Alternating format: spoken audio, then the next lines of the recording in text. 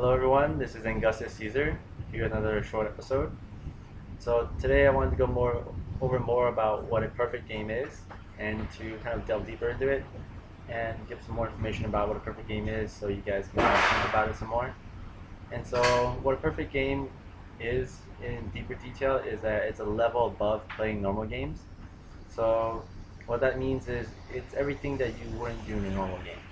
So for example, some people will call people out for being tryhards. And what that really means is that they put more effort into the game than they did. And they're just kind of hurt about that because they're losing the game because of it. And that's kind of what you want to do in ranked games. You want to put more effort into the game than the opponent is. And when you put more effort in, it really shows that you want to win the game. And what you want to do is win the game.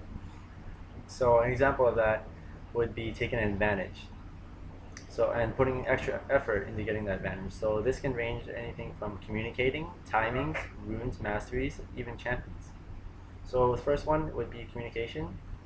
Putting extra effort into communication would be to communicate with your team. Like, hello, I'd prefer to play top, jungle, and mid. So for example, if you communicate what you want, you communicate an order of things that you want, and it'll help your team a lot more. And if other people have other roles they'd like to play that clash with yours, you want to ask them, oh, would you like to jungle more? Would you like to play mid more? How can I help you? Like, how can I give you the role you want?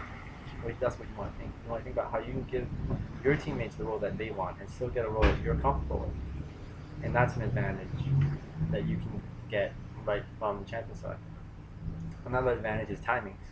If you understand the timings, then you can really understand the game on a deeper level. And timings is a huge part of putting in extra effort. If you time flashes, if you time maybe their smites or timing their summoners, you can really get an advantage because you know what they don't have down, what they don't have up, and you can take advantage of that, which is why cooldowns and resources are a huge part of outplaying your opponent. If you know what cooldowns they don't have up, then you can engage and they won't have that extra spell to use, and you will.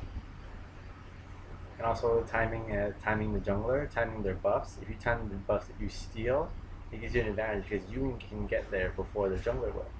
So what it means is, what you can kind of see is if you put extra effort into timing your everything, and the opponent doesn't, that means that you're more prepared for that situation than they are. If you time their flashes, then you know when to gank them, and you kind of have like a time constraint. You know where your ganks will be more effective. You can really punish your opponents for not playing accordingly to their cooldowns. And you can also punish junglers for not timing their buffs. And you can also punish matchups for using their cooldowns in lane. And another part about perfect game and putting in that extra effort is runes. A lot of people have a lot of rune pages because it's kind of like that extra effort that allows them to it gives them the edge over the other player. If you have a lot of rune pages, it really means that your champion is more they're really more have an advantage because they have those special runes to tailored to their kit, which makes them stronger than maybe just cookie cutter runes like all AD or all AP, things like that. And so that's really an extra effort you can put in. So some people can really get high elo with only 2 rune pages, but some people need that extra advantage, or some people want that extra advantage so they can get ahead of the competition. And then another thing would be masteries. I know that a lot of people have maybe like cookie cutter masteries, like, oh, this is my AP, this is my AD, this is my jungle, and just generic rune pages. Mastery pages. But if you really tailor your mastery pages to your champion, it can really give them an advantage.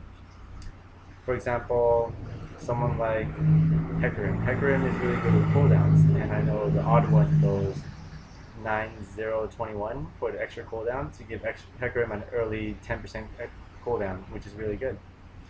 Whereas some people like myself, I used to use a cookie cutter masteries, and I just gave them 0-21-9. So you really see that professional players really take that put that in that extra effort to see what's good and what's not for some champions. Like some things are good for everybody, but some things are better at certain champions than others.